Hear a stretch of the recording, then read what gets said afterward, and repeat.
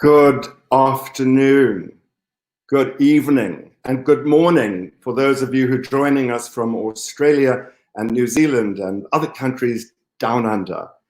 I'm Murray Nossel, and it is my really great pleasure to welcome you to the inauguration of the World Mother Storytelling Project.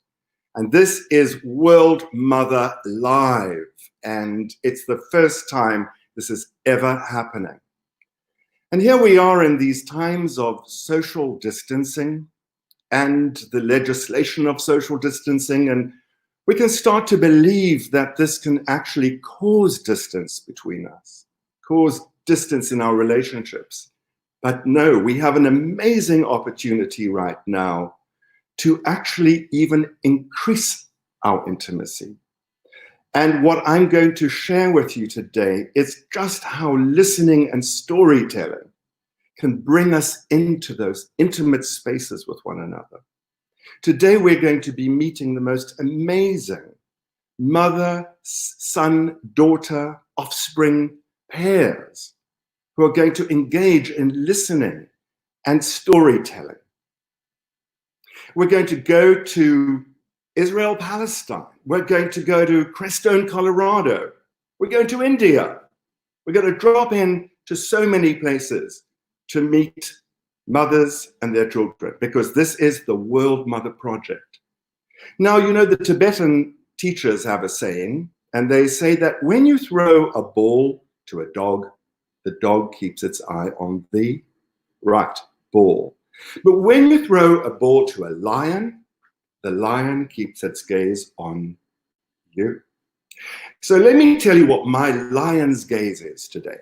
My lion's gaze is that by the end of this 2-hour program today, you will all be equipped to listen to your mother's stories. Whether your mother is alive or she has passed, you will be able to access that story, and you will be able to feel for yourself the transformation that occurs when you tap into your mother's story. So I'm inviting all of you now to join this movement. And I see this movement as an insurrection of mother stories. Let the mother stories change the world that we live in today. Let the mothers change the world, and let their knowledge be projected into the world in a very powerful way. So these stories are not only for your personal legacy, but these are stories that are going to be added to the heritage of humankind. So welcome again, and take this opportunity to learn how to tell your mother's story. So what you're going to be learning today is firstly how to listen to your mother's story through excavating the story with her. And then you're going to be learning how to craft that story into a 4-minute video in which you tell your mother's story in the first person as her. So the first mother I want to introduce you to is my own mother, because she is the origin of the World Mother Storytelling Project. So over to you, Mom. Good afternoon and good evening from South Africa to New York. I want you all to know how proud I am to be here, how honored and delighted I am to share this amazing event. Thank you for having given me the opportunity. I would never have realized or imagined that such an event could take place. So thank you for having me here.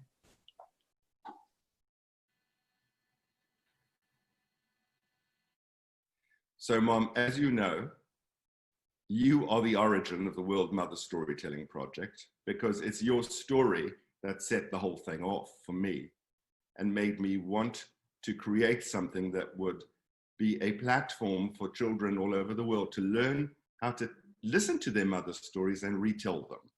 So I'm going to try and retell yours now, and only stop me, please, if I'm really getting it wrong, okay? Right.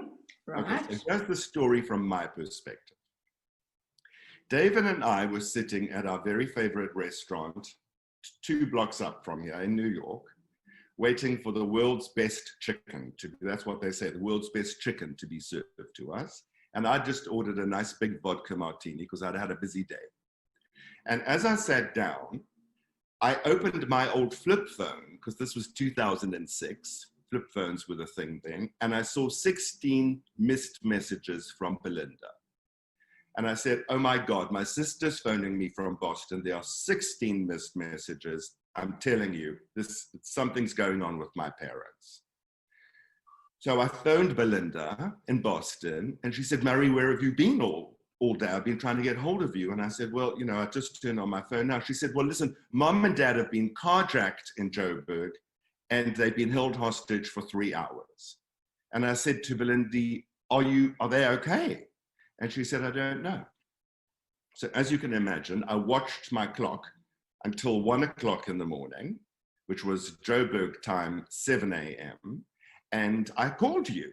And then you said to me, hello, darling, how are you? And I said, Mom, never mind me, how are you? And you said, no, we're fine, everything's fine. And I said, did they hurt you? And you said, no, they didn't lay a finger on us, okay? And then I said to you what happened. And you told me the story of how you went visiting, and you had got out of your car to get your purse out of the trunk. And Dad was sitting in the passenger seat, because at that point, his dementia was quite far along. And you were just about to get your purse out of the trunk when a car sped round the corner and 4 men jumped out and they had guns. Is that correct? That is absolutely right. And how many of them came up to you at that moment and pointed the guns at you? One man came up to you, and he pointed, he stuck the gun into your ribs, and he said, give me your watch, give me your ring, and you just gave it all over. And then he said, don't scream. And then at that moment, another car came round the bend, and its headlights illuminated this whole scene. And he pushed you into the back of your car, and then there were 2 men sitting in the back on either side of you, both of whom had guns. Sitting on, that's right, on their laps, yes. And then they sped off. And you said to me, darling, I was completely calm, I had no fear, and I realized that you only die once, and this is how me and your father are going to die, right? Quite right, yes. And then at some point you looked, they had told you to keep your heads down, but you looked through the crack between 2 seats and you saw Dad sitting there looking very confused. That's quite right. And vulnerable. You said, I saw him there looking confused and vulnerable. And I said to them, please, whatever you do, don't hurt my husband. Is that correct? Yeah. Absolutely right. So then they drove you to the old Crown Mines, which is where the gold mines used to be. And at that point, what did they say? They said, get out of the car. And I looked and I saw that it was totally dark. There was not a light to be seen, not a house, nothing, just pitch dark. And I said, oh, please don't do this to us. My husband can't walk. Please, can't you take us to a place where we could get some help? And they listened and they spoke amongst themselves. And clearly this was a gang, because they started speaking to clearly another car or other people. And they said, okay, and they started driving towards in another direction. And I looked up and I saw that this was Crown Mines, which was a very, very dangerous spot at that time, and still is, in fact. And when we arrived at this car that was waiting for us, we were told to get out of the car and enter this other car, which we did. And there was a young man, there were two people sitting in the front. There was a young man and an older man sitting next to him, who was the driver. So, Mom, what happened once you got into that second car? Right. So the older man sitting as a driver said to me, you know, we don't want to do this to old people. At that point, I was quite indignant because I didn't feel old. However, he said, but we actually have no choice. He said, we cannot get a job. We cannot survive. We cannot give our children any education. We cannot provide food for them. And I listened to this and I said, you know, I understand that. And then he said, I've got 3 children that I've got to look after and feed and educate. And I said, tell me about them, because I truly was interested. So he said, well, the one is 7 and the other one's 9, and then I've got an older child of 11. And he said, this is what we have to do. We have to resort to this kind of way to make some money. And what did you say then? So I said, well, I can understand that one is so desperate that you try to make ends meet at any cost. I said, I don't feel that it's okay, but I absolutely understand. Then he said to me, how old is your husband? So I said, at that time he was 75. So I said, he's 75. And he said, and how old are you? So I said, you have to guess. I'm not going to tell you. So he looked at the young man in the car and he said, what do you think? So this young man turned around and said, I think she's 56. So I said, so the older man said, yes, I think you're right. So I said, you know, I am so impressed with you gentlemen. You make me feel very nice, because actually I'm 10 years older. So during our 3-hour ride, I spoke about many things.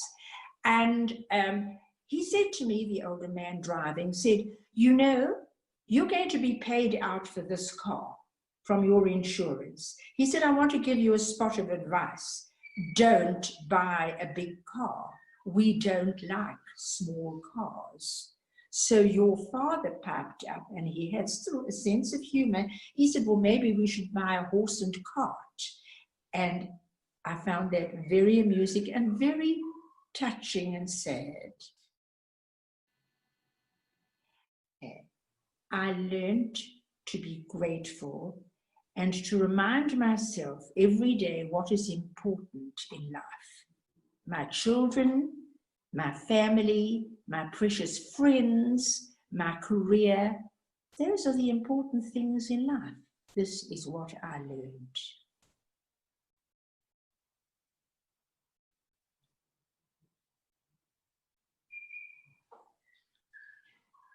God, Mum, you are the best. You are fantastic. Thank you, darling.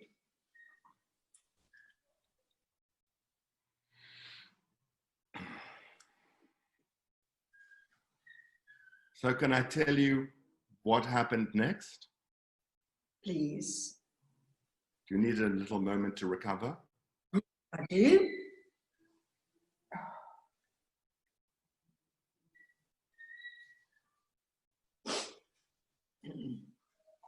You want to go get your dog? Pardon? Will it be comforting to have your dog for the rest of it? Yes, yes, I'll bring her. And this is Murray Nossel. She's a toy French poodle, and she gives me a lot of joy and a lot of work.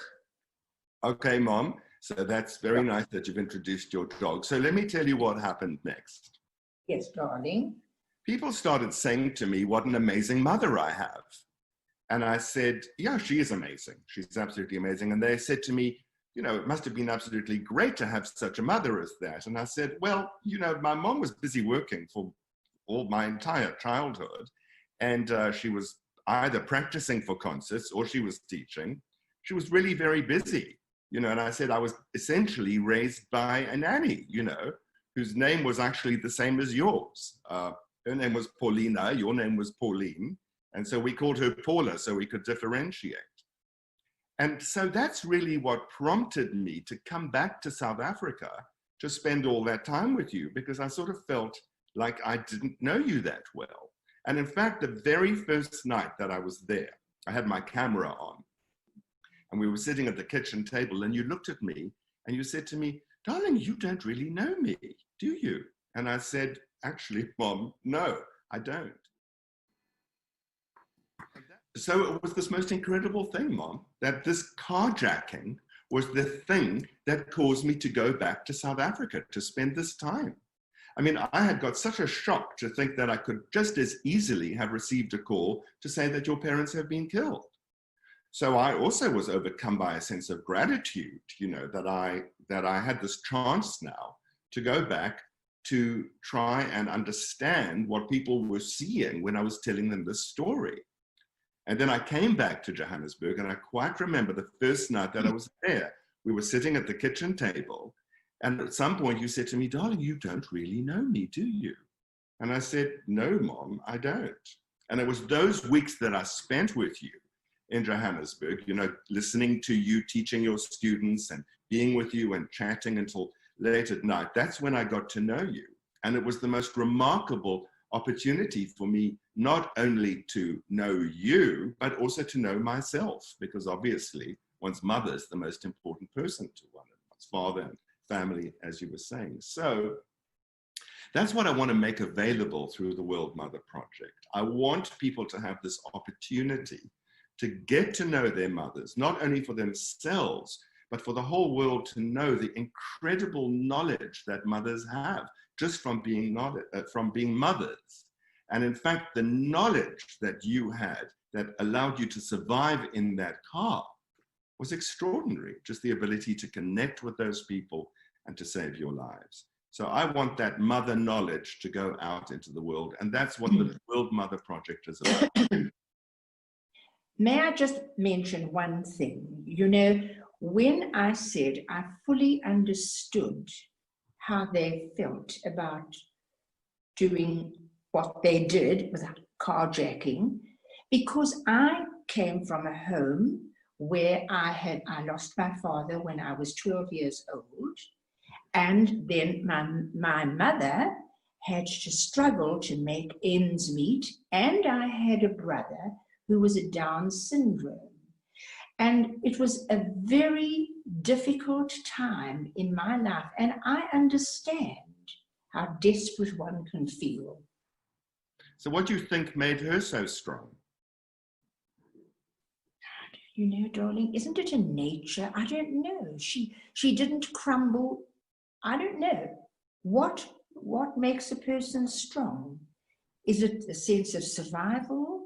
Is it a sense of responsibility?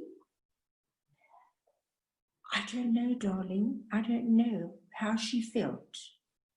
But I can only say that I had such great admiration for her, because she had to bring up 3 children under such terrible circumstances. So that's how you came to understand why the people in the car, you understood what one does as a desperate measure. You understand desperation. Absolutely, I understood that fully. I really did. So to reflect on this story, I would like to introduce Gloria Brown-Marshall. Now, let me tell you that Town Hall put out a call for people to send their stories in, and we had this very difficult task of choosing someone from the applicants from Town Hall because we had such an overwhelming response. But this is the applicant who came forward. And Gloria Brown-Marshall, thank you so much. And I would love to hear your, let me start that again. Love to hear your reflections about this story and interaction. Well, thank you. And thank you so much all for having me, and happy Mother's Day around the world. I think what I found so loving about the interaction you had with your mother, one, that she was open to you asking her questions about her life and what she was like as a child in those tough circumstances that she had as a child with a mother who had lost her husband, and therefore your mother's father, and having a brother with Down syndrome, and the whole struggle at that same time with the political issues taking place in South Africa. I also know that it's a responsibility for all of us, mother and child, to reach out to each other and to better understand ourselves through our parents and vice versa. I think it's also very important that we spend that time, even though they're tough questions to ask and tough answers to give, we should be honest with one another and understand, as you've pointed out, that we will affect each other's lives. And while we're here, we need to grow as people by finding out who we are from our mothers and see our parents as human beings, full human beings, for the good as well as what might be a challenge to us. So thank you for letting me share in that. Thank you so much, Gloria. And we'll be meeting Gloria's mother, Aldith Marie, later, as Gloria goes into a conversation with her mother and asks her mother to tell her story. So looking forward to seeing you again, Gloria. Thank you, I'm honored. So what Gloria was really getting at there is the very next point that I want to make. And that is, there is one crucial ingredient that we need to access in order to be able to generate our mother's stories. And that is the capacity to listen. Now, I like to compare listening to a bowl. And telling is like a liquid that's poured into that bowl. So what you're seeing now is a diagram that shows the reciprocal relationship between listening and telling, that they depend on one another. Telling can't exist without listening, and listening can't exist without telling. So go back to that bowl analogy. Listening is like the bowl, and telling is like liquid that gets poured into the bowl. So just as the bowl gives the liquid its shape, so does listening give telling its shape. So what does it take for us to be able to listen to our mother's stories? It's not always that easy, you know. Sometimes we come to our mothers with some resentments. Sometimes we come with pain. Sometimes we're afraid that our questions may cause pain to our mothers.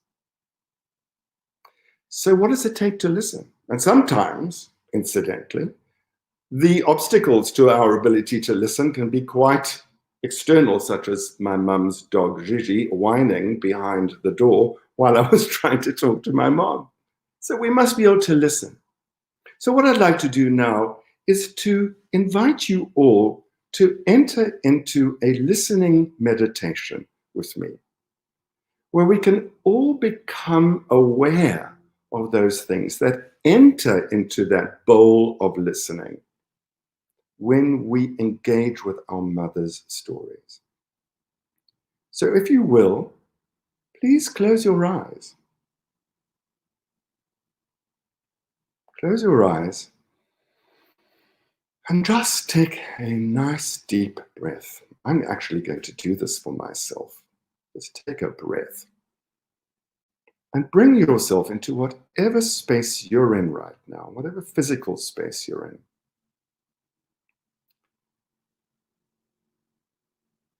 And with your eyes closed, just try to be aware of all the sounds going on around you. Maybe outside the space you're in right now. I know Sully earlier sent me some photos of him in the desert. Wow. Imagine what he can hear. And for those of us who are in New York City, imagine what we can hear. Now I'd like you to bring your thoughts and your mind to your mother. And just dwell on this for a while. Just dwell on mother. Who is mother to me? Who is my mother to me? What comes up for you? What are you aware of? Listen with your brain.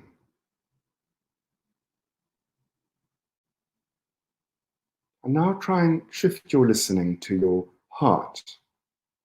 What happens when you listen from your heart? Listen from your gut.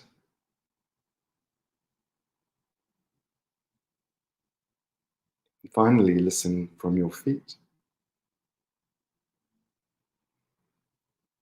Come back into the room you're in now.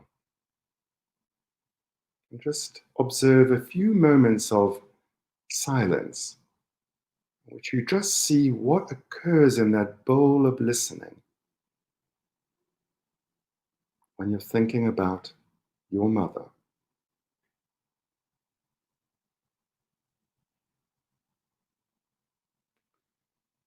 So I'm going to invite everyone to open their eyes now.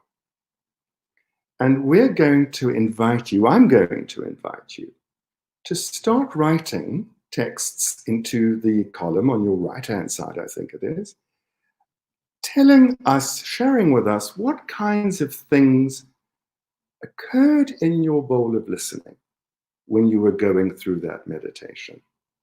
Share with us these things, and so we can share it with the audience out there, and we can examine and explore and analyze what are the kinds of things that people experience when they're meditating on their mothers. It's going to give you a little moment now. Mothers are complex people, someone says. Yes, they are. And we need to be able to listen from that perspective of complexity.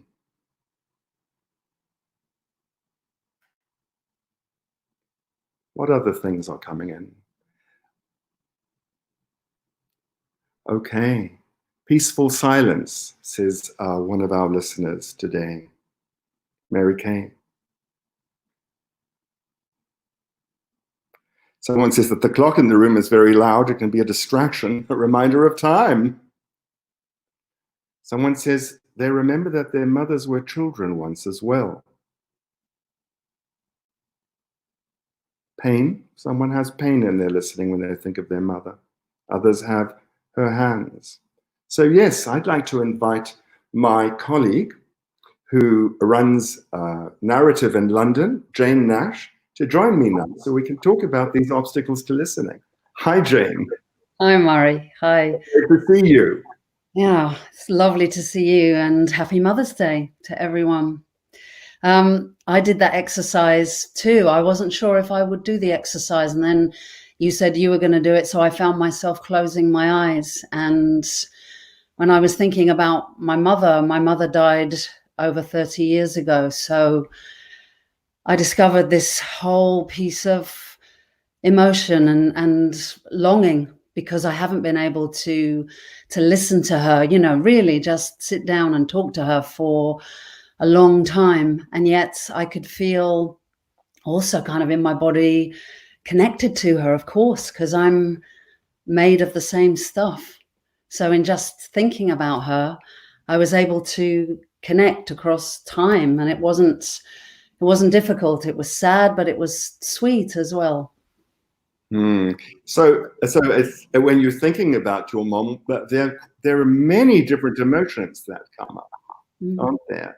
And there are also so many different thoughts and memories. Yeah, absolutely. It's like in the montage at the beginning, there's a photograph of me and Mum when I must be, I don't know, 3 or 4, something like that.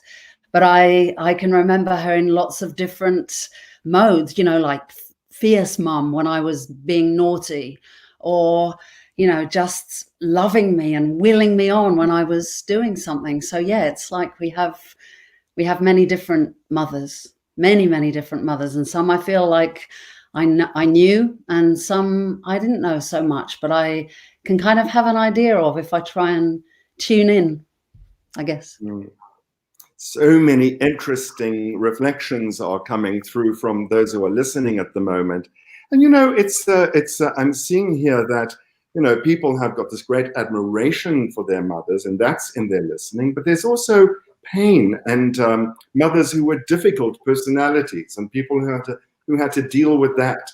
So yes, really, whether our mothers are like Jane's, deceased, or whether they're alive, it takes something to be able to clear out all these preconceptions and assumptions and feelings that we've got, just so that we can be present to our mother's stories. And so that's why this process of gathering these stories and being in that listening bowl really starts with us. We saw earlier on this little slide that says listening begins with you. We have to tune into ourselves and really be willing to tap into a place of gratitude, whether or not we are furious with our mothers or just worshipped our mothers. Whatever the case may be, our mothers gave us our lives. What's it going to take to get to that point of just openness, to let these stories come through? This is a tremendous challenge for some people. But once one can step into that space, tremendous freedom and liberation is possible. So I think you've all been able to see the various comments that have been coming up in the right-hand column. And I think we're ready to move on. What do you think, Jane? Yeah, I think so. Once we prepare the listening, then like you say, the bowl is going to be the receptacle for all the stories, helps to create the stories. So I'd like to keep Jane on right now. And Jane, let's talk about the what happened method, shall we? Sure. Once we've cleared our listening and we prepared ourselves for listening, and we've really decided that we are willing to let go of all of these obstacles just for the purpose of understanding and tapping into the story, then we really are ready to start thinking about the telling. The telling. How do you tell a story? Well, we know that every story has a beginning and a middle and an end. We know that. And in the 4-minute stories that we're wanting to teach everyone to do today, there's going to be one really significant turning point, something that really changed the life of the storyteller. And then, of course, there's the what happened camera. Jane, would you like to explain this? Yeah, absolutely. Have your story be the answer to the question, what happened? So what happened is not what you think about what happened. It's not your interpretation of what happened. It's the empirical facts of what happened, because every experience, every story that we are part of in our lives occurs to us through all of our senses. So in a story, if you really want to take somebody else, the listener, into your experience, then you can do that through the senses. So in your story, what did you see? What did you hear? What could you smell, touch, taste? Because it's through that visceral sensory experience that your listener will absolutely relate to the story, because they will go, oh yeah, well, if that happened to me, if I felt like that, if my body gave me all that information, then I know I'd be feeling like this. And they begin to relate to the story in a very particular way. So that sensory experience wakes up the story for your listener. Oh, so beautifully explained, Jane. Thank you so much. Now, of course, you know, I was talking about the intimacy that's possible across distance. And of course, Jane at this moment in time is in London. And, you know, so you're noticing, I think all of you by now, that when we really create a dedicated sacred space for listening and storytelling, something amazing is able to happen even across this distance. So now it's my very great pleasure to introduce you to our next guests. And this time we're going to be seeing a mother and her son. We're going to be introducing Elizabeth Mattis Namgyal and Jampal Norbu. Now, Elizabeth Mattis Namgyal is married to a great Tibetan Buddhist teacher and master, Dzigar Kongtrul Rinpoche, who was born in India and whom she met while traveling. And their son is Jampal Norbu. And both Elizabeth and Jampal are Buddhist teachers. Elizabeth is also an author. And so here we're going to see Jampal listening to his mother and exploring parts of her story that he doesn't really know. So what is going to happen today is that Dung Selai is going to ask you about your life. He's going to ask you to tell him a story. And my job is A, to listen openly and to provide a listening context for you. And B, to ask you questions to help Dung Selai stick to the particular what happened method. Dung Selai, you don't need a pen or a paper or any notes. Okay. This is totally in the moment. And what's most important is you to connect with your mom in the moment. You need absolutely nothing besides your own curiosity. Mm-hmm. Okay, I'm just reviewing my little question here. Okay. All right. So I'm going to stop you if the questions, if the story goes too much into the feeling tone, into interpretations or commentaries. We really are wanting to stick to the facts here, the historical facts of what happened. So I'm all ears. Go ahead.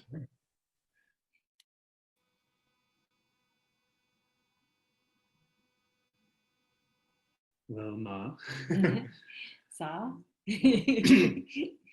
I have been curious because I've heard a lot of stories about you and parts of your life, and particularly parts of your life involving myself and involving Dad and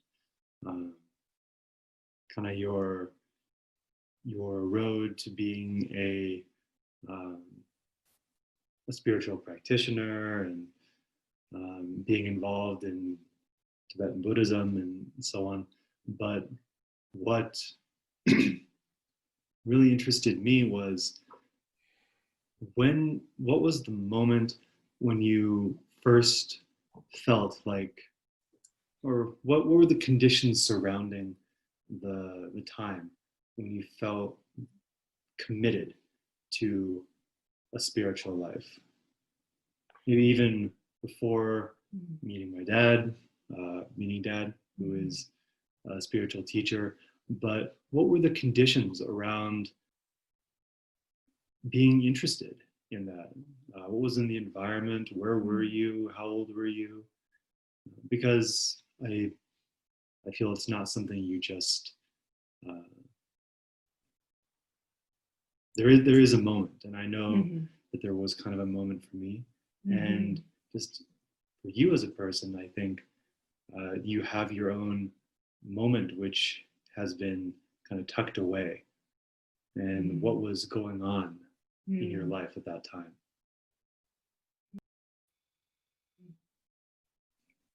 Well, I think that was the most important moment of my life because it defined the rest of my life in such an enormous way. And I do have an image of a moment, I don't know if it's the moment, but I think it was a very big moment. What was going on in that Yeah, moment? I have a very clear visual picture. So I was young. I'm not exactly sure my age, but it might have been I was 5 or 6. And I had a box of very tiny things. Just to explain what kind of child I was extremely shy, to the point of sometimes not being able to look people in the eye. And I was very inward facing. But I had a very lively inner life. And so I would I love tiny little things. I was always looking for small things, small animals, tiny little animals, and rocks and shells and things that I could fit in this box that I had that was tin. It was like a red tin box. And my mom would buy me a lot of things, like small chairs and furniture and everything you can think of. It was very small. But the thing that was most interesting to me always were crystals. Because when you looked into them, like crystals and prisms, which I had many of, you could see, first of all, fractals through them, and you could see rainbows and colors through them. And so I would spend a lot of time looking through crystals at the world. And somehow I remember an instant where I was looking through the crystal and I was just so overcome by beauty. Yeah. Can you describe the crystal? Yeah, this one was actually a little bit bigger. It was a couple inches long, and it had 3 facets. It was a prism, and I was looking through it like that. And I don't know what happened, but I felt this sense of connectedness and beauty and fearlessness also. And I felt. Drusilla, ask your mom where in her body she had these experiences, because our What Happened camera is very clever, and it can also pick up bodily sensations. So ask her to describe for you what happened in her body when she was having this experience. Where was she feeling it in her body? So when you held on to this crystal and you were looking inside it, like how did that feel physically, to have this kind of sense of connection? Like what does a sense of connection feel like physically? Yeah. I remember very clearly putting words to that. I felt very tall. Huh. So now Drusilla is going to ask you what happened next in your spiritual story. Yeah. So obviously this is when you're very young and you have this experience. How did that translate as far as your actions going forward? Like how did that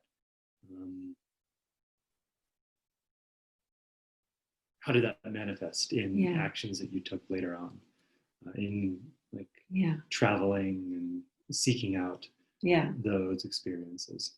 Well, I became very curious about this experience.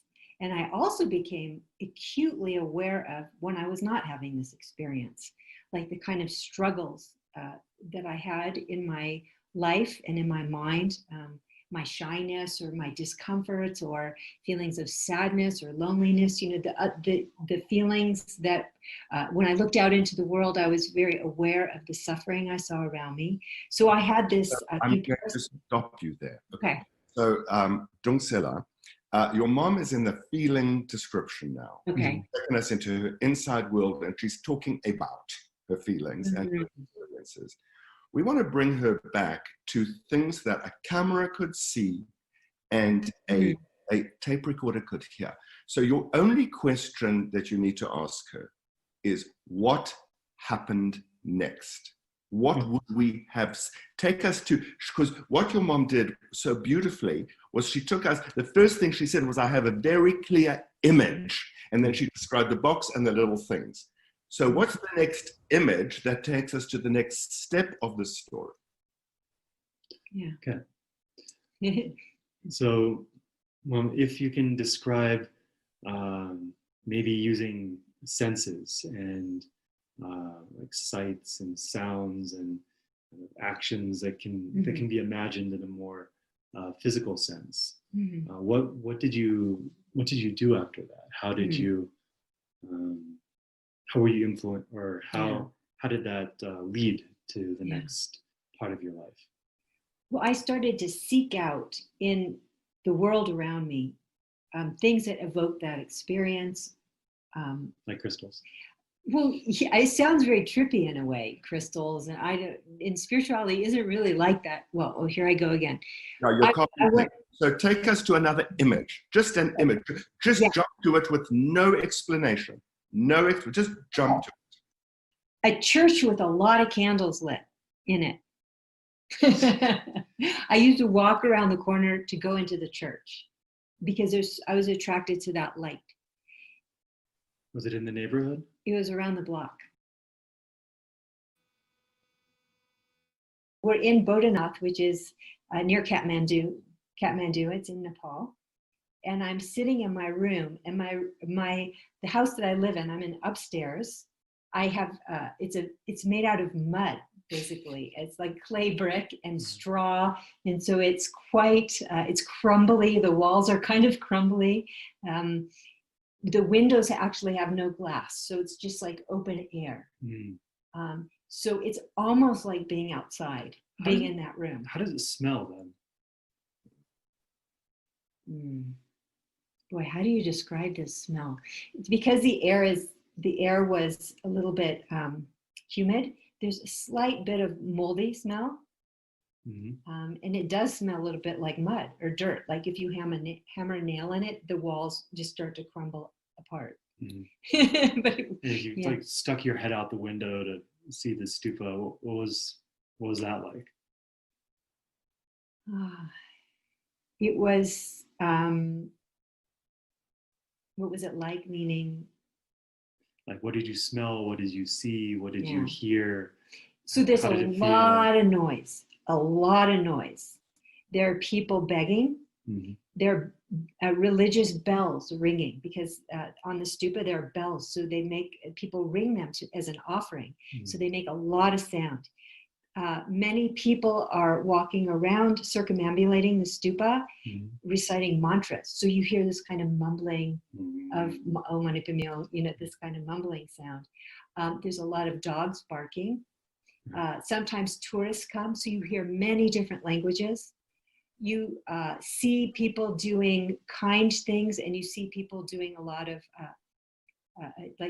making offerings to the beggar, for example. And you see a lot of local Nepalese and Tibetans trying to swindle tourists. So there are many, many kinds of things that are happening around it. Sometimes it smells horrible because dogs are defecating. And then there's incense being lit. So there's a lot of everything there. There's like the beauty and pain of life. You see both. It's like a microcosm for life, I felt, when I lived there. So I would sit there for hours and hours each day when I didn't have to work, and I would in my room, and I would watch this scenario. And how does the stupa itself kind of fit into that scenario? Like it's not just a small thing outside the window. It's enormous. I don't know how would you describe that. It's dome, like 3 domes. It almost looks like a wedding cake. Like how tall is it? It's taller than the house you're in. It's taller than the house I'm in, and this is a 2-story house. It's very, very tall. I don't know. It looks a little bit like a wedding cake, and then on the top it has some eyes and a face, so it's like looking at you. And then inside are some relics of the Buddha, and it's a place of worship for Buddhist practitioners from all different countries and traditions. I know they did something back then that they don't do anymore. They used to light candles on the stupa itself. Yeah. And how many did they light? That. Thousands and thousands and thousands. The whole thing was often lit up. Every day? On special days. Oh. And the inside, there are places where you can light butter lamps. So we're back to that again for some reason. Yeah, that's an offering. So sounds are being offered, light is being offered, money is being offered to the beggars, mantras are being offered. And how do you see it? Like, what's it like looking at that much light? I mean, I felt that it evoked that experience in me that I had when I was opening up my box of tiny things. Okay, so you have taken your mother, Dungsela, to a perfect ending for this story, because we need to bring this story to an end, okay? Just time-wise. So you have taken her from her bedroom to the church, to the bushes, to this beautiful scene, and now you're returning her to her bedroom. And that is where the story is going to end. She did that. She made the connection with the box. You did it together because your listening created her telling. Yeah. There is a reciprocal relationship between listening and telling.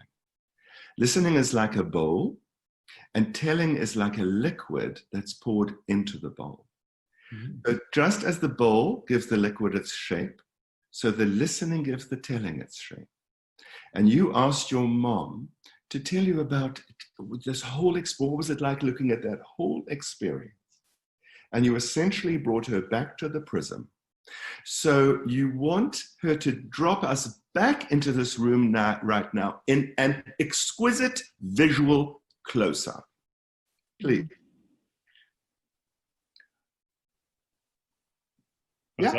Yeah, please. So, as you said, this looking out at the stupa, and it's, in some ways, it's a far cry from your room. I imagine your room was not full of defecating dogs and people shouting and many people and so on. It was quite quiet, but it the feeling that it invoked takes you right back to your own quiet, clean, generally clean, I imagine, little room in your small box with the crystals to make that same connection of the same sense of connection that you experience. So ask her to tell you to drop us into that room again. And whereas before you can say that we were Elizabeth took us directly into the box, now let her describe the room for us in great detail, and then to just the same detail that she used to describe the mud wall, and if you were to knock a nail into it, it would crumble, and the smell of it. Using those same sensory details, just ask your mom to use the same sensory details to take us into her childhood bedroom. So can you describe your childhood bedroom again, kind of using a lot of the same images that you've painted for us with the room in Nepal? Like, what were the walls like in your room? Yeah, the walls were white, the color of the stupa. Was there stuff on the walls, like posters, pictures, paintings? Yes. There's a map of the world. Oh. And that was my favorite thing. And it showed all children from different parts of the world wearing their traditional clothes. And it was my favorite thing that I always studied. And the picture that interested me the most, strangely of all, I never thought about this, was a young girl from India or Nepal with one of those bindus right here. I was fascinated by why does somebody put a red dot here? And I was fascinated with that picture. What did your room smell like? You had 2 windows. Did you let in air, or was it like my room? It was cleaner. And it smelled, what did it smell like? yeah, maybe some kind of musty sweet smell to it. And it felt protected. I mean, if you want me to compare that to the stupa, it felt more protected. And what the stupa in that experience is very different in that way. Okay, I think that this story already has the most incredibly elegant ending. Because what Elizabeth says, and it's just so beautiful, because we see the way that memory works. And what happened was Elizabeth said, I had this map on, because Dunsela asked you, Elizabeth, what was on the wall? And we watched you imagining. At first, you couldn't quite remember. Oh, there was a map. Yeah. We saw that happening for ourselves. And then you said, and there were all these children. And, oh, wait, my favorite thing was the Indian girl. She had a bindu. Was that Indian? Yeah, that's funny. End of the story. That's we get the whole thing, and it's so beautiful. It's like a poem. I feel like I've been present to the creation of a poem. And it's all being created through completely sensory detail. No internal explanation is needed. You see this young girl who she's looking at these crystals. She's got this map of the world, and it's almost like her destiny is being created right there and then. And she doesn't even know it. She's just been led there to the light in the church, the prison, the light in the church, and the light at the stupa. And that is what our human brains are capable of doing in a moment like this, without any pre-preparation whatsoever. You have together created the most magnificent story, and we watched it happen. Wow. It's just like that.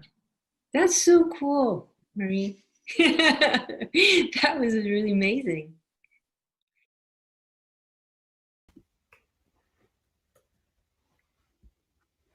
So, Jane, obviously, I was there for it, but I'm so eager to hear your reflections on that. Well, it was so exciting to watch. And it's like, this is why we call working on a story in the what happened method excavating the story, because I love the way that Elizabeth said, oh, you know, I have an image, you know, it's not like, is there really a whole story there?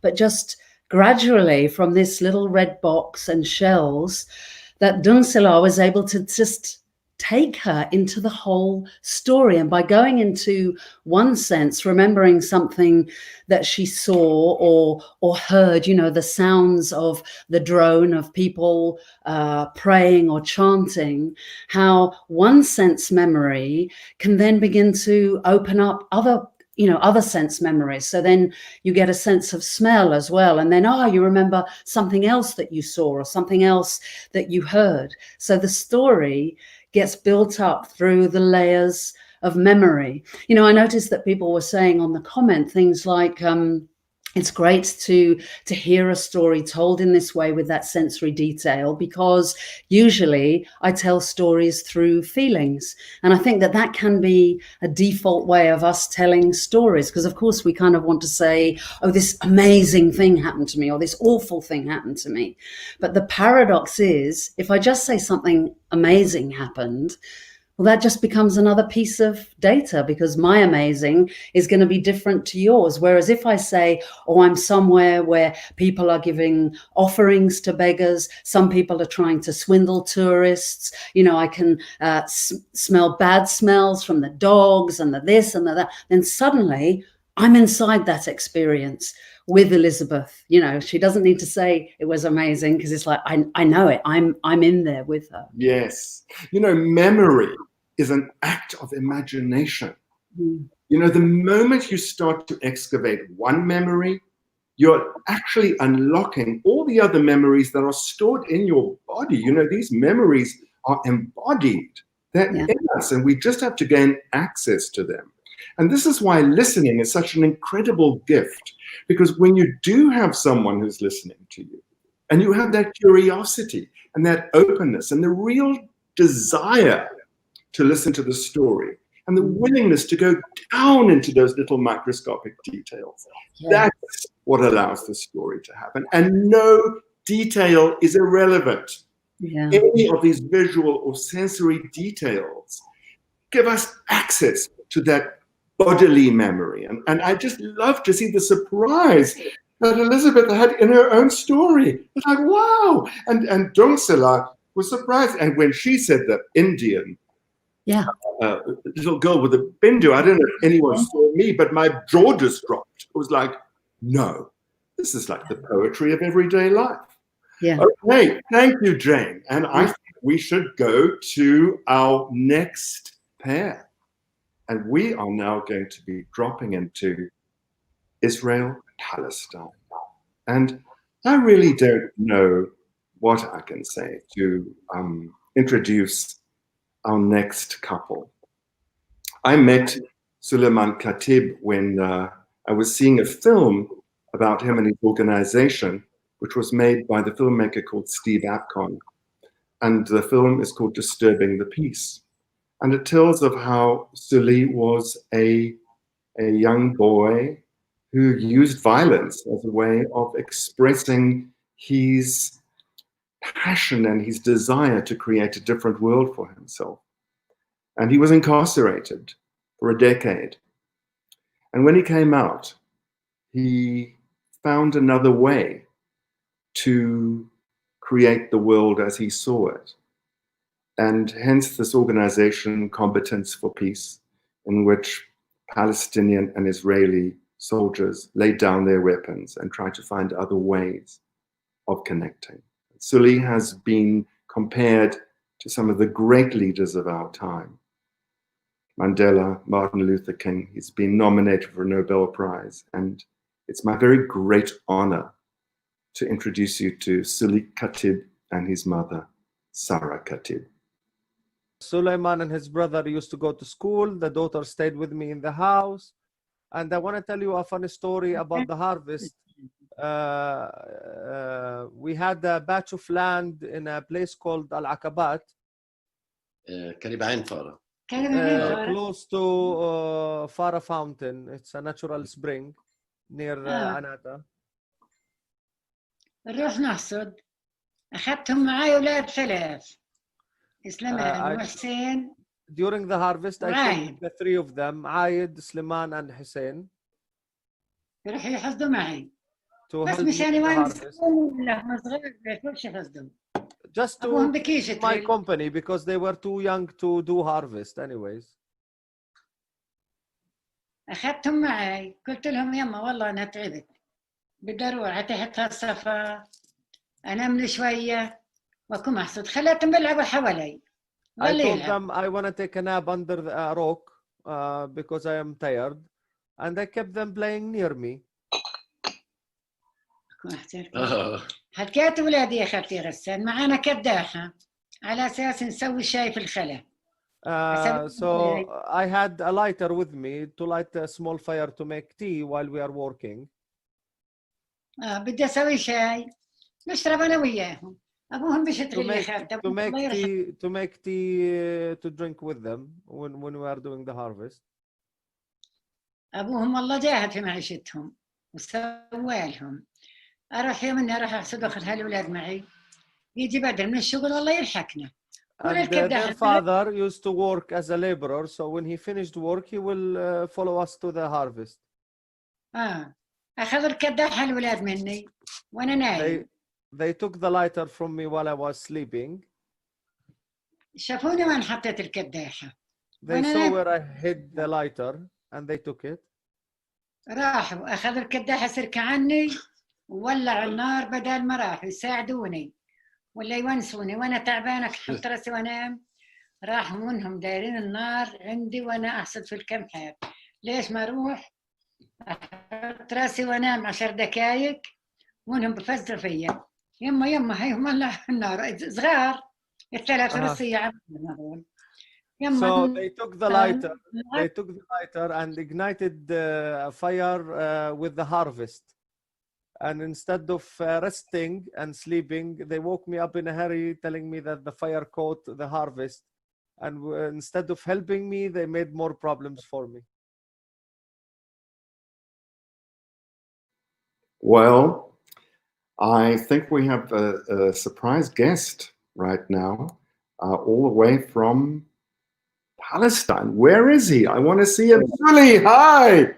Hi, Murray. Hi, everybody. Thank you for this beautiful project, really. Oh, wow. It's I'm doing a lot of storytelling, but this is, and always we talk about our personal stories, but this is my first time to reflect and hear my mom's side of the story, which I got a lot of inspiration from here.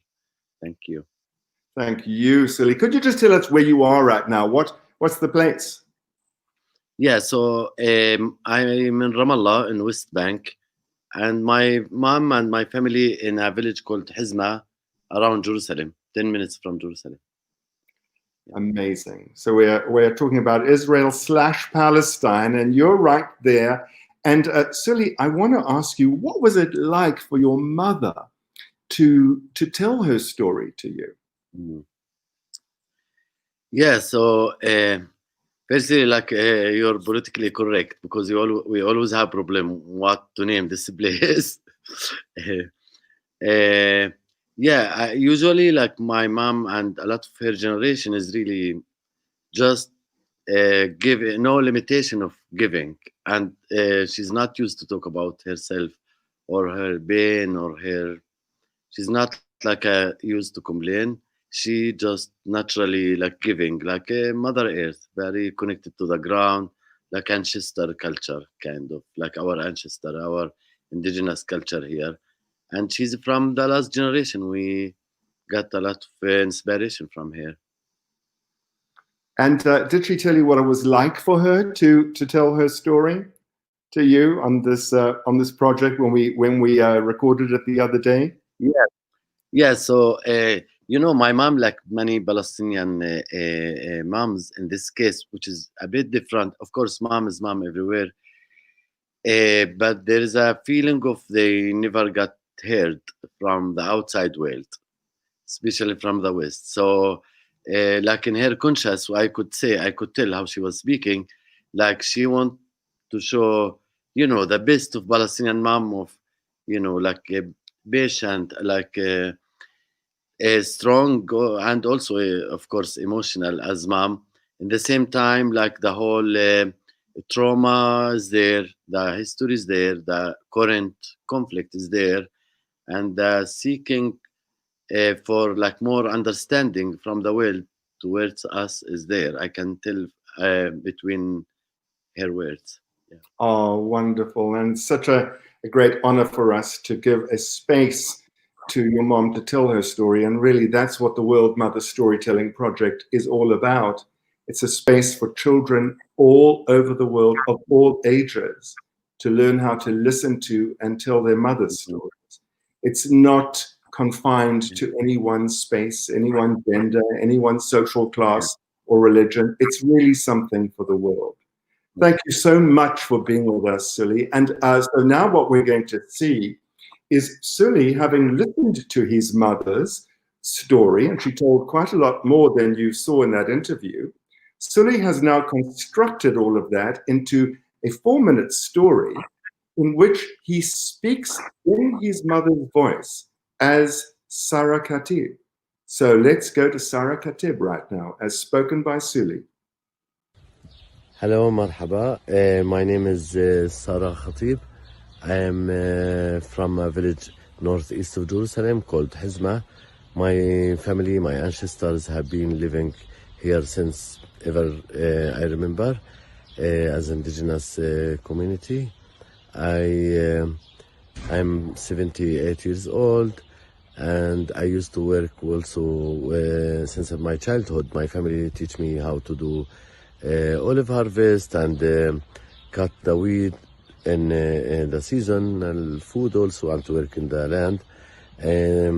When I married, I moved to my partner husband Saeed, and with him I got also to take care of the kids and the family at the house and the land also.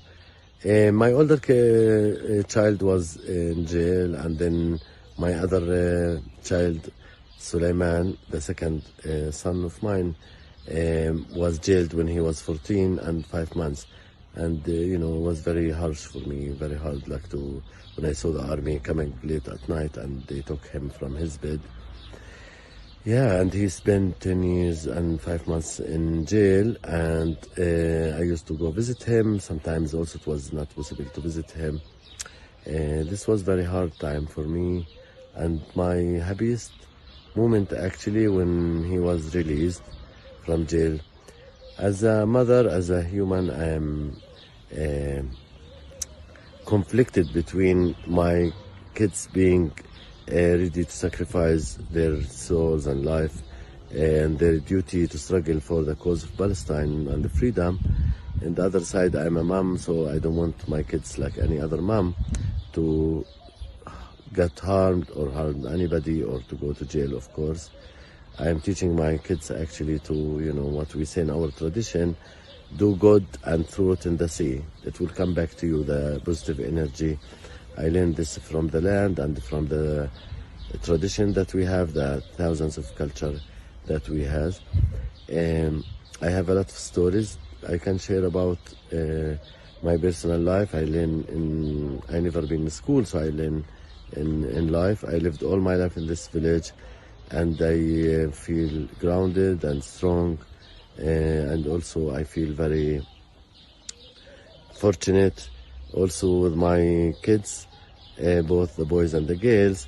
And even with Sulaiman, that he gave me a hard time. He was active since his childhood and troublemaker. But also since he was out of jail, his activism also for peace and non-violence is something I'm proud of. And I was really honored to see the movie Disturbing the Peace, and I met the producer Steve Apkin and his partner Marcina, and I watched it when they firstly released it in Jerusalem in the cinema. In Jerusalem, I went with Sulaiman to saw the film, and everybody was taking a picture with me, and also felt the love energy there among the people that were there also. So I was really proud of him and imagining my and his journey, and I saw myself in his journey during the movie, and this was very moving and rewarding for myself as well, also to see my son successful. And even though sometimes I don't like when he travel a lot or something, he's still not married, and that give me a harsh feeling that he doesn't have his own kids and his family, and that's my wish actually before I die. I send really love and humanity to everybody. Thank you from Palestine. So that's available to everybody, to be able to make such a video about your mother, and you will be so surprised to see what happens when you actually do engage in that process of telling her story as her. So the next guests that we have are Heidi Schleifer and her granddaughter, Noah Schleifer. So hi, Heidi. Great. Hello, Murray. Noah. So what I want to say here, some people might think, oh, well, what's a grandmother doing here? Isn't this meant to be mother? No, we have many mothers. As a friend of mine just sent me a text earlier, she said, mother's not a noun, it's a verb. It's something you do, not something you are. And so, I had many mothers. I had my mother, Pauline Nossel, and I had the woman who essentially raised me, Paulina Modisane. She was my mother too. My grandmother was my mother. And so we have a grandmother and granddaughter here. So what I'm going to be inviting Heidi to share with us 2 stories told in her mother's voice. Now, I want you all to know that Heidi is a master relationship builder. So who we have in our presence right now is someone who truly knows the art of connection. And so it's going to be so incredible to hear who was her mother. Now, Noah, I want to talk to you now and say that it will appear like you're doing nothing while your grandmother is telling her story. Well, you know, you might be thinking to yourself, well, what am I doing here? Well, you're giving your grandmother the gift of listening. That's what's happening. Because without that gift of listening, your grandmother has no story at all. And without you being available to pass these stories down the generations, then her story has no air to breathe in. It has no life. So you become the bearer of your grandmother's story. And you're giving her the gift of listening. And I want everyone to see that listening is not an absence of presence. Listening is all about presence. It's being present to another person. So let's go. Let's listen to Heidi's mother's story. So Noah, I am Murray Nossel. I'm in my early 30s. I live in Antwerp, Belgium. The war is raging in Europe. And in my country, the Nazis have occupied my country, and I'm standing in a line with my husband, Leo, and a young Nazi is shoving us into a truck. Schnell, schnell, he's shouting. And I'm looking at this young man, and instead of seeing his uniform, I suddenly see his human essence. I see inside of him. I see a heart, a softness. And so when I'm there next to him, I look deep into his eyes to see that part of him, and I say to him, let us go. And he did. The whole group of us got free. Can you ask your grandmother, please, to describe her mother's eyes? What were those eyes like? And what was her face like? Ask her. You ask your grandmother this question. What were her eyes like? What was her face looking like in that moment? She had penetrating eyes, green, eyes that had both joy and wisdom in them. Very special eyes, and I think she was magnificently beautiful and simply present. And what do we think that Mary was wearing at that time? Now, Heidi, I'm going to ask you to engage your historical imagination. Because you're so into fashion. So engage your historical imagination and try to imagine exactly what she was wearing. Describe the outfit for us. I imagine she was wearing something gray, top and a skirt, and those shoes of the early 1940s with sort of heavy heels. And I imagine she very quickly put something on because she was being summoned. And even though I got my fashion flair from her, I think in that moment she just wore what she found, and she was there actually not knowing where the journey was heading to. Thank you so much. Now, Heidi, you have another story, and also speaking in the voice of your mother. And this is the call to action here, that by the end of this program today, everyone will be able to do a 4-minute story, a 4-minute video in the voice of their mother. And you will go to our website and you will learn how to do it. So Heidi, please, can we listen to your next? So it's a year later. I am in hiding with my husband Leo and 5 other Jews in a cellar in the south of France, in Nice, and I'm hearing that the Nazis are coming to occupy Nice, and I know I've got to do something, and I decide to put my finger on the name of a doctor in the phone book of the family that's hiding us. And I step out of hiding and I walk the streets and I go to this doctor and I say to him, please help us. Give us an ambulance.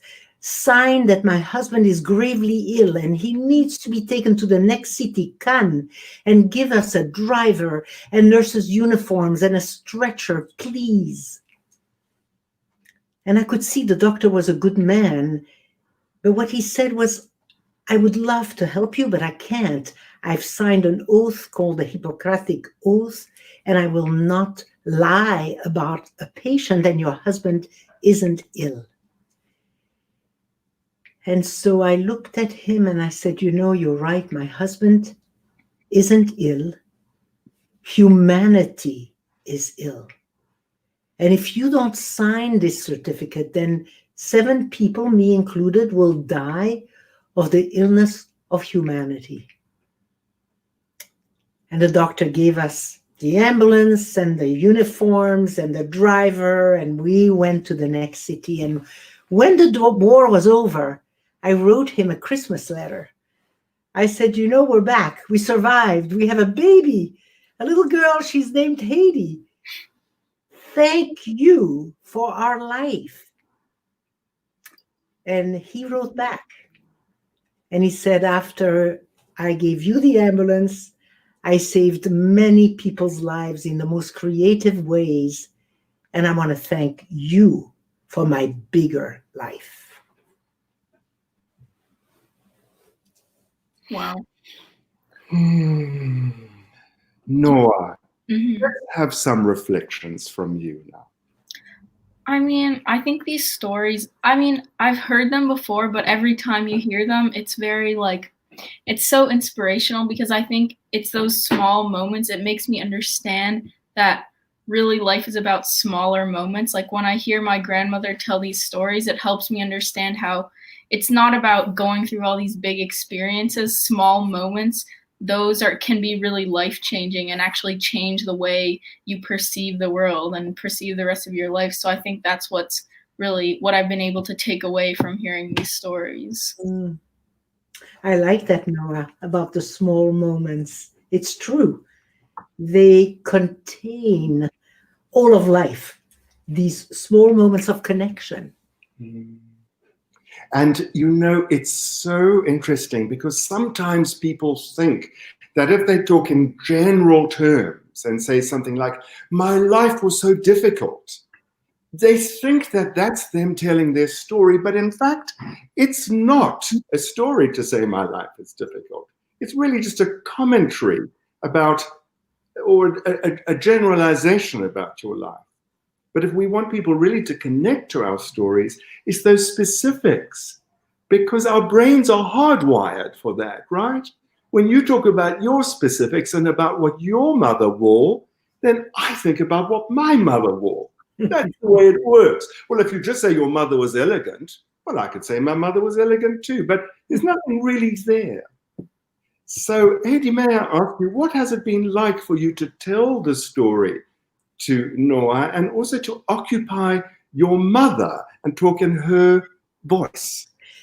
I've never done it that way, and I've never stood in that line with my father, as my mother with my father, and felt that crucible in her life. I've never felt it the way I felt it today, telling Noah about it, or just walking out of the hiding. I'm blonde, I'm beautiful, I'm walking, and I'm terrified, and yet I know I'm going to succeed in this. I don't think I've ever felt it viscerally, palpably, the way I did today, telling Noah in my mother's voice.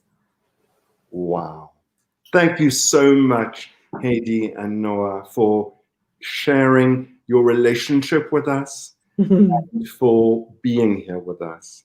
So Thank greatly you. appreciated. Thank you. So now, well, I just have to tell you that for the people backstage, I've completely forgotten where we are in the program. So are we bringing someone in to reflect on this right now, Heidi and her granddaughter Noah, or are we going directly to our next guest? And I'm hoping that someone is going to write. Oh, all right, good, very good. You see now, this is very good. I have this chat thing down the side here, so I know exactly what to do next. And now I'm going to re-invite Gloria Brown Marshall to join us. And again, Gloria is someone who reflected on my mother's story at the beginning of the program. And now we're going to see Gloria engaging with her mother, Aldith Marie. And I have to say that Gloria came to us through the town hall open call for stories. And I quickly went to the Wikipedia to see who was Gloria Brown Marshall. And wow, you know, she's a professor of criminal justice at John Jay College. She's a playwright. She's written many, many books, a hugely accomplished person. And as you will see too, an amazing human being. So Gloria, welcome.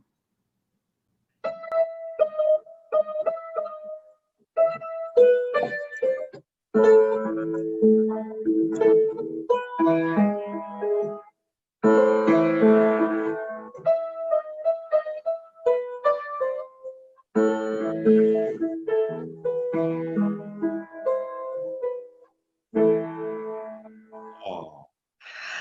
Thank you. Gloria, you should just start asking your mom for her story. Mommy, when you were a little girl, what made you start playing the piano and how old were you? I was approximately 5 years old. I was at this affair and this Black lady was playing the piano. And since I was raised in an area that had few Black people, and this was the first time I'd ever seen a Black person play the piano. So I told my father I would like to do that.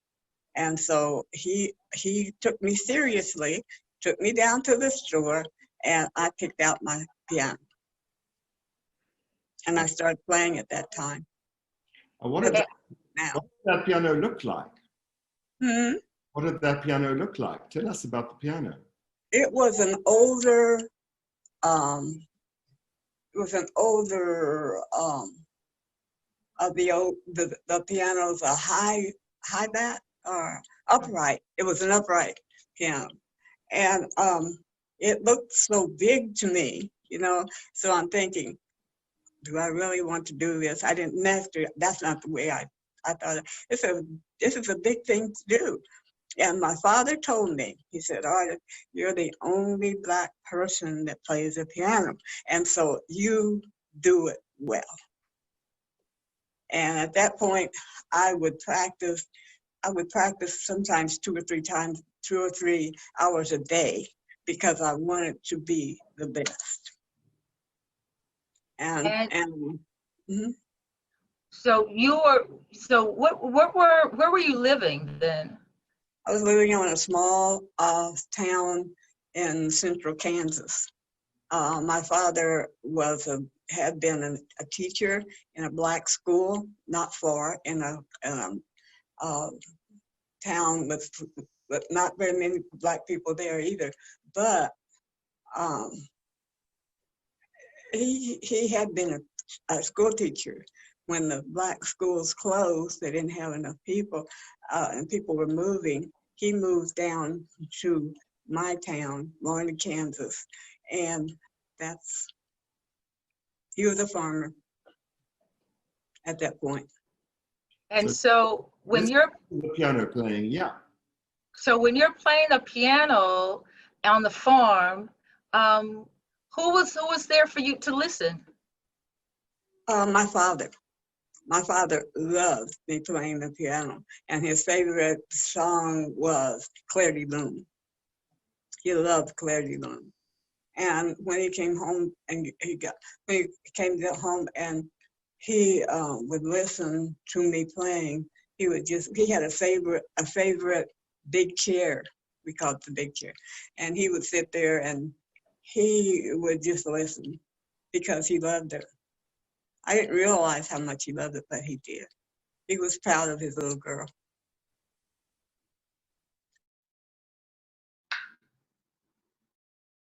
It was just the beauty of it.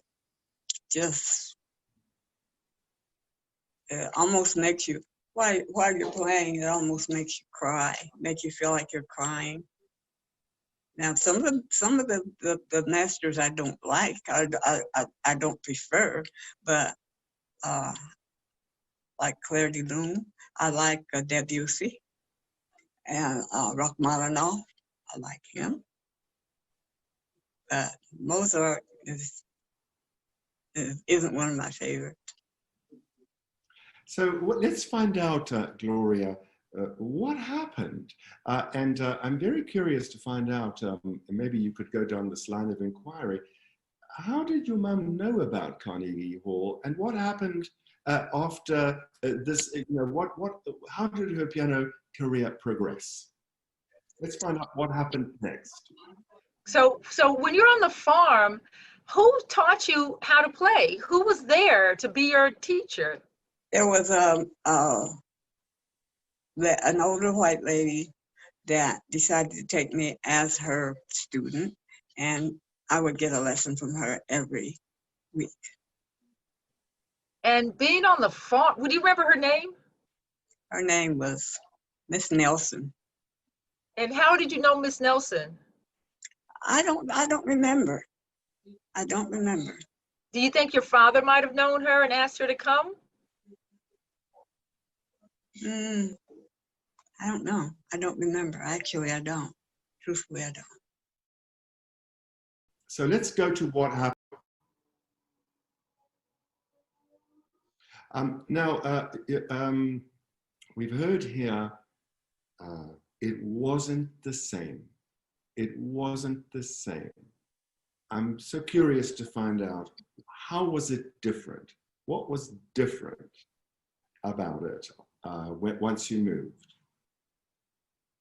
Oh, once I moved and once I was married, I had a child, and that changes everything. You no longer can have the latitude that you had before. You know, my husband was a musician, but he played the trumpet and the guitar, and we would go to different places, but it wasn't the same. But I still love my music. I don't spend as much time as I should because I want to be perfect, and I can't be perfect anymore. The fingers just don't go. They had in the beginning when I first started playing, and I get so angry at myself for not playing because they have pianos here where I live, but it just doesn't feel the same. But you have played there, right? Not really. I played at I have a little bit, but well, not. You may not think it's playing, but you know. I don't think it's playing. No. I stumble, and I don't like stumbling. I like perfection.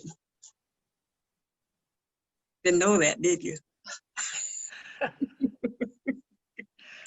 So I'm curious to go into that moment that you were talking about when you were saying that, you know, when you become a mother, you don't have the same kind of latitude.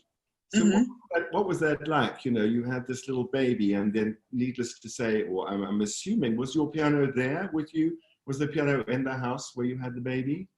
No, it wasn't. But I had a sister and brother-in-law that had a piano, and I would play their piano periodically. So I did. Mhm. no, go ahead.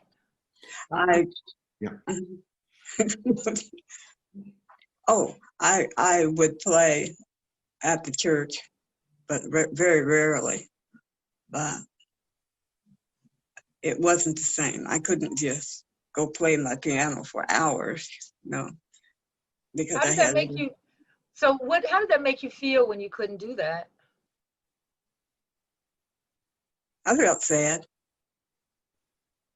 So let's stay away from feeling questions, Gloria, and let's go just more into the details and the what happens. Like, what did things sound like? So one of the things that I'm curious about, for instance, is what did your mum's parents say about her not playing anymore and having a baby? What were her interactions with them? Yeah, especially granddaddy. Granddaddy. Was he did Grandpa Levi? Yes. Yes. He was disappointed? Yes. What did he say? That brings up too much heartache. Do I have to go into that? No.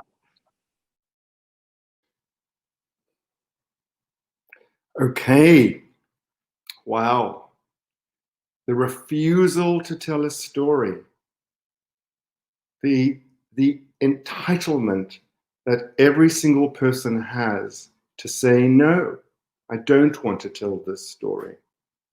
So I'd like to invite Gloria in now to join us on stage. Yeah, we're at Town Hall. Welcome to the stage of Town Hall, the virtual stage of Town Hall. Gloria. Thank you. I've always wanted to play Town Hall. Hope to come back again soon. So Gloria, what you're about to do live is to tell your 4-minute mother story live.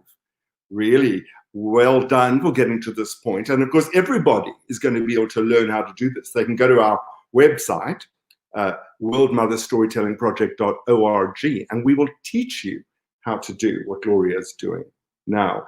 The other thing is that the interview that you just saw now with Gloria and her mum, Aldith Marie, is a lot longer than the piece that you just saw. We edited it down. So over the next 12 months until World Mother Live at Town Hall again next year, we are going to be sending you invites to podcasts where you can see the full story of how Gloria came to be telling us this 4-minute story. And we'll hear a lot more from her and her mom. But now, Gloria, it's over to you. Your 4-minute story spoken as your mother. My name is Ardith Bradshaw, Ardith Marie Bradshaw. And when I was approximately 5 years old, I saw a Black lady playing the piano. And I'd never seen any Black people playing the piano. I lived in a small farm town in central Kansas. And when I saw this lady, and I said to my father, I want to play the piano. And my father took me seriously. He took me seriously. And he took me to the store, the piano store, and I saw the piano and they were so big. And I thought, can I really do this? It just seemed like a lot. And so my father said to me, Ardith, you're the only one around here playing the piano, the only Black person around here playing the piano. So you must be very good. And so I decided to do it, and I took it on, and I would practice 2 to 3 hours every day. And once a week, I took lessons from Miss Nelson, a white lady who could come. And I'm not sure if my father brought her, but she was the one who gave me lessons every week. And I played recitals and concerts, and the audiences were mostly white adults and some Black people, but there weren't a lot of Black people there. And my father was so proud of me. And when I played a concert, people would come from all around Kansas to hear me play. And I would be nervous at first, but once my fingers touched the keys of the piano, then I would just feel the music inside of me, and it would move me. And sometimes it would make me want to cry. And I would play my little heart out.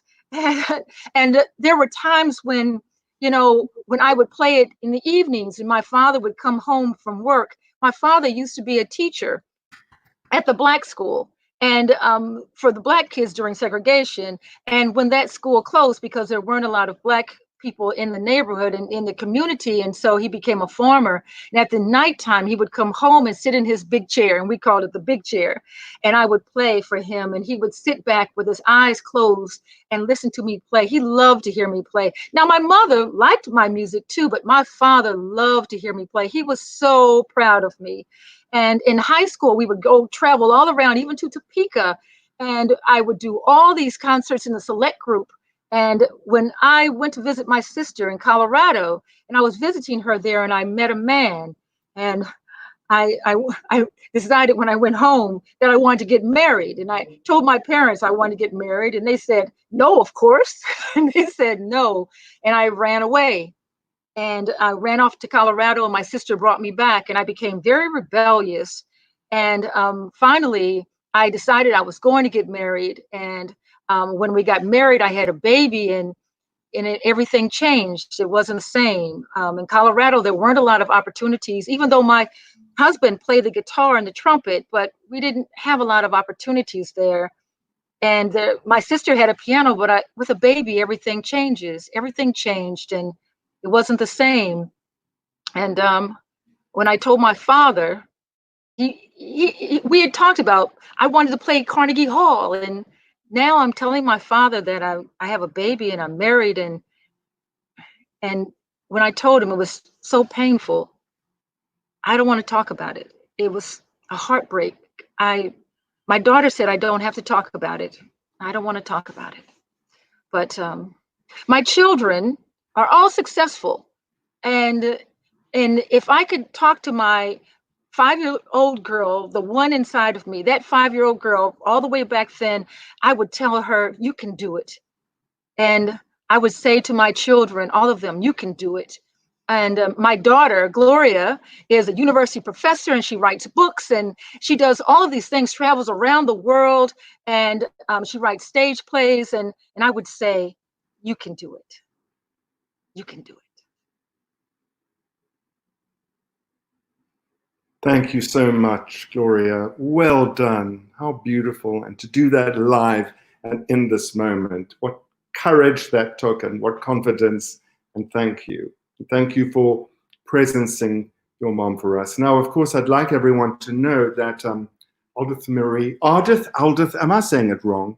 Ardith Marie was in a nursing home. She's in a nursing home. And I think there's so many people who are currently separated from their mothers. Mothers, daughters, mothers, sons are separated because they're in nursing facilities across the country or maybe across the world.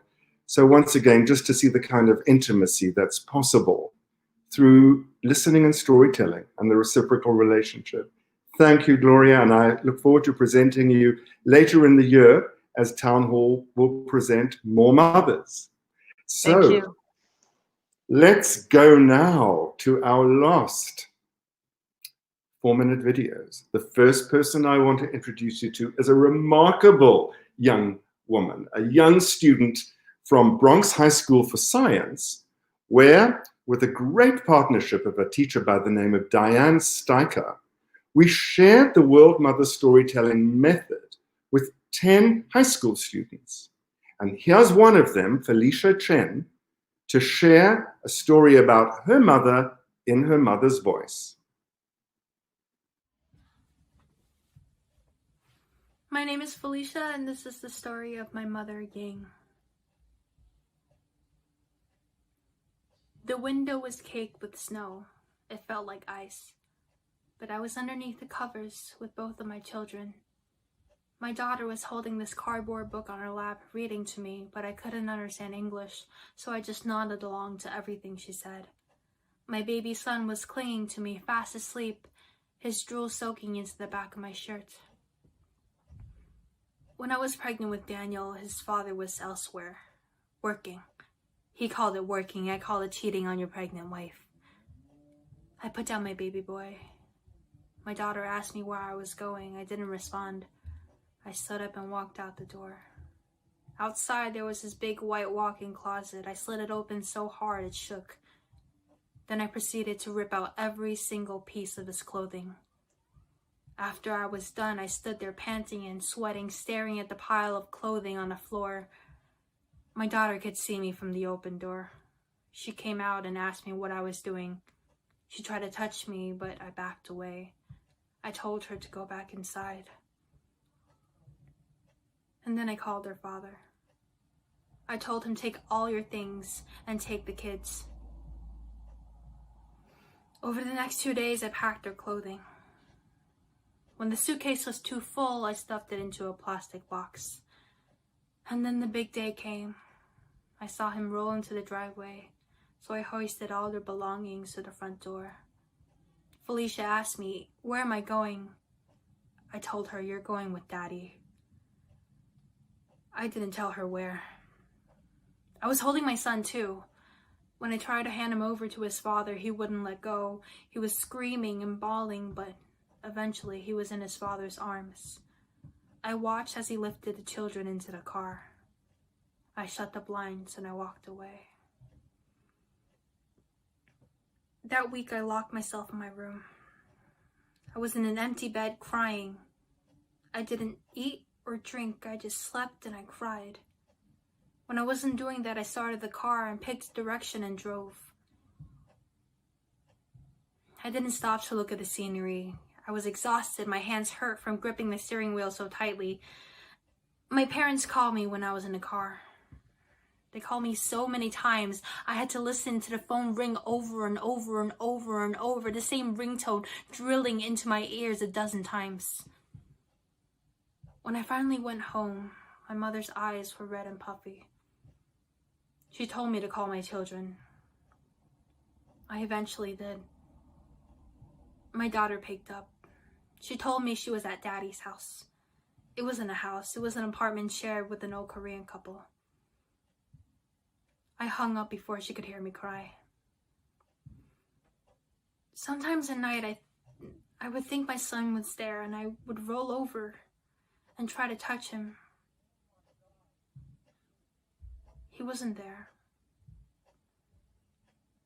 At the end of the week, my children came to visit me.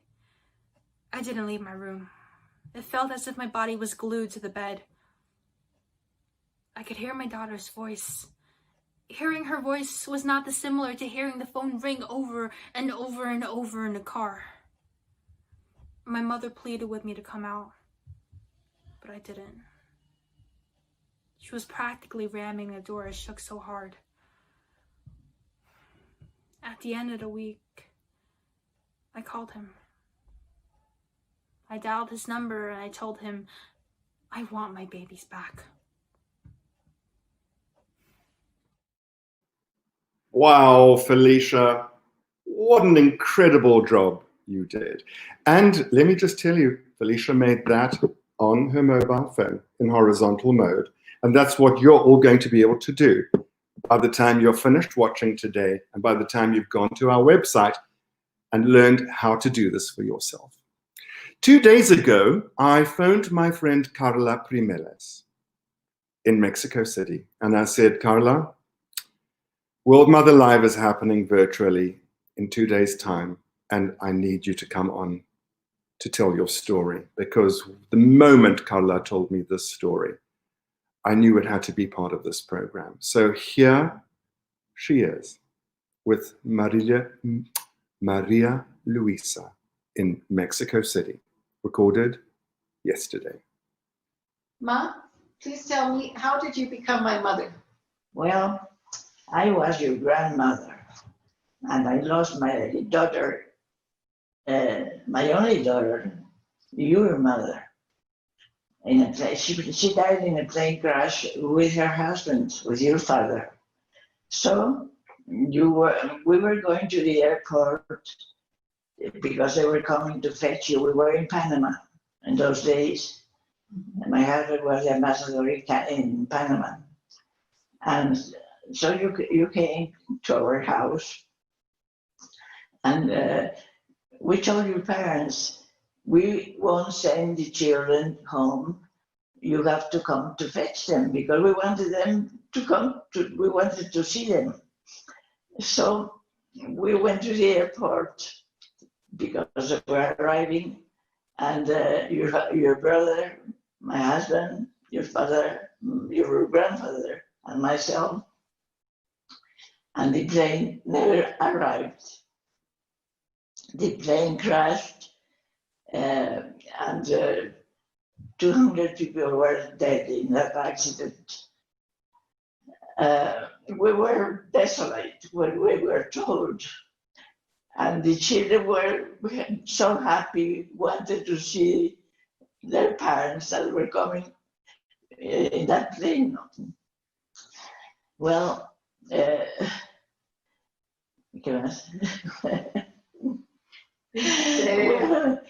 so we were desolate, and when we went back home, and we didn't know what to tell the children, you and your brother. Finally, we thought it was better to wait some time, and then little by little tell you what happened. We later on, we were very sorry to do that. We shouldn't have done it. Children have to know the truth from the beginning. That's my experience. And I hope if somebody has something like mine, don't lie to the children. Tell them the truth. Well, that day, Carla and his brother became our children. Fortunately, I wasn't too old in those days. I was 43 years old.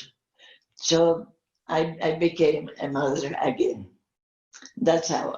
And then this daughter became to me like my guardian angel. She's wonderful. That's a part of the story. So, and that's it.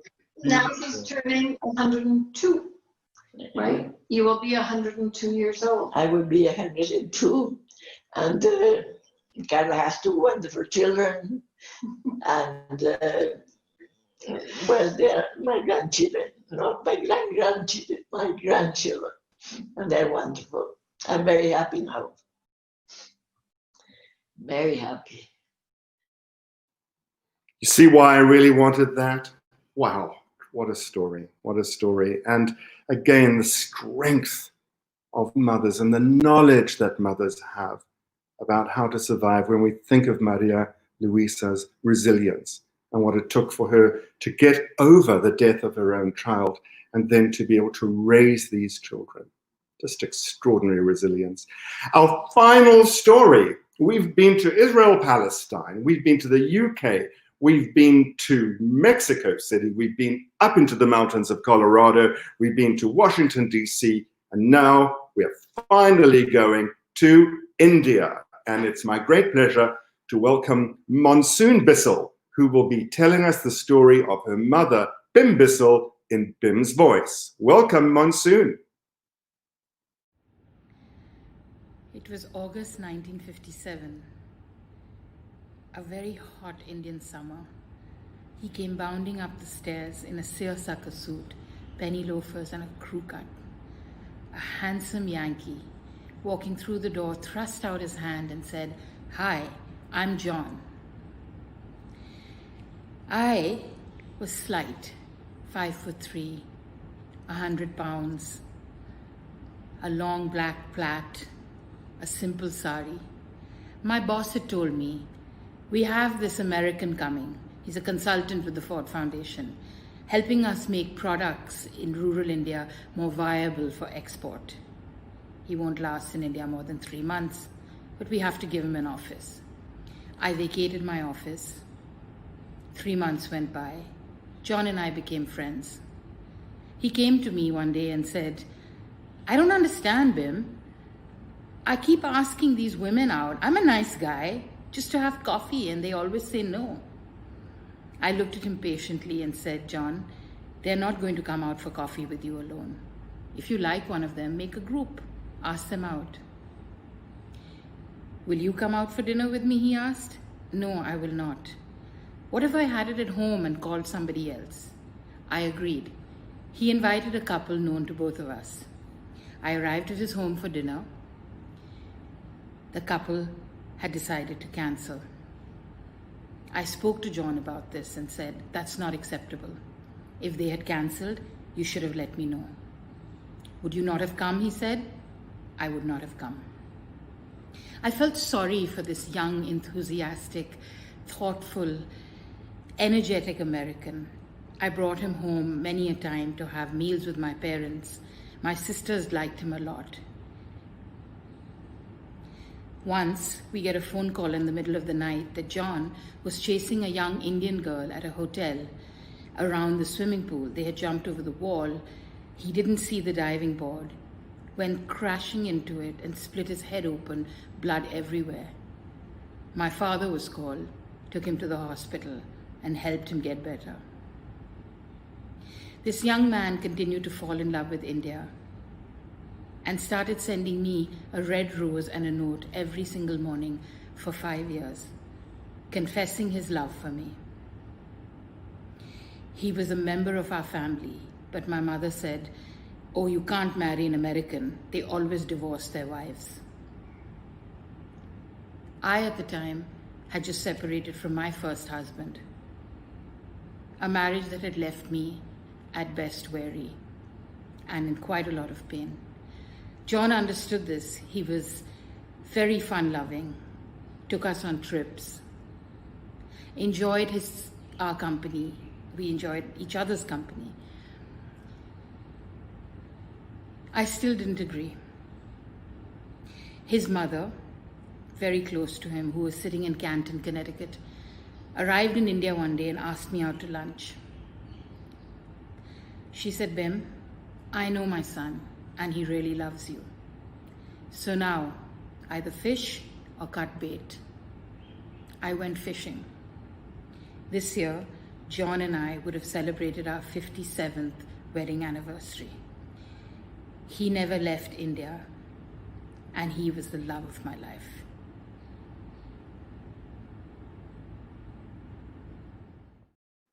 Thank you, Monsoon. And, one of our viewers wrote in and said that the idea of telling a story in your mother's voice is absolutely revolutionary. And I agree.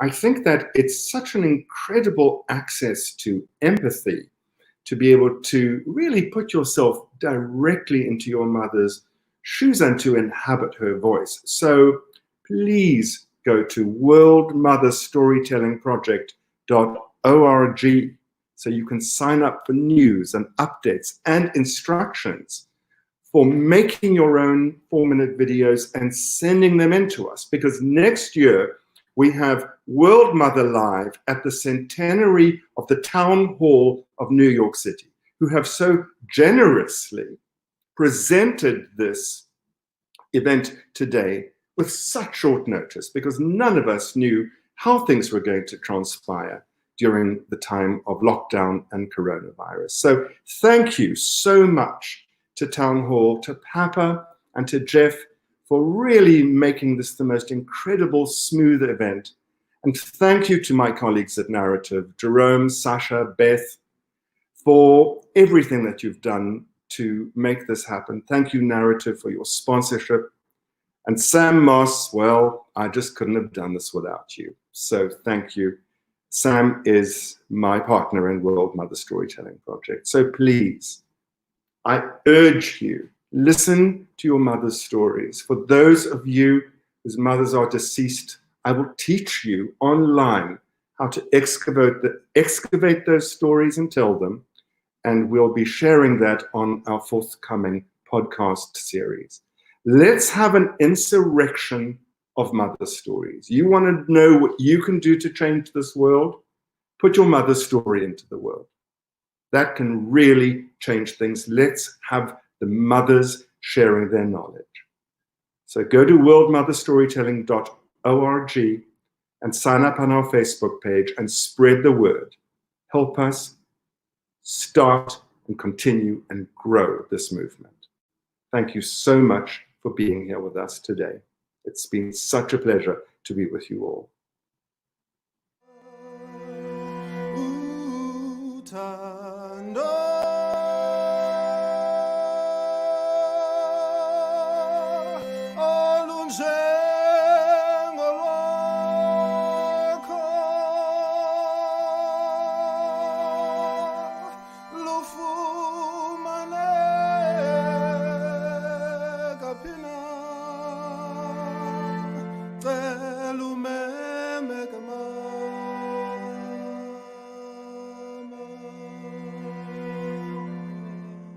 Let God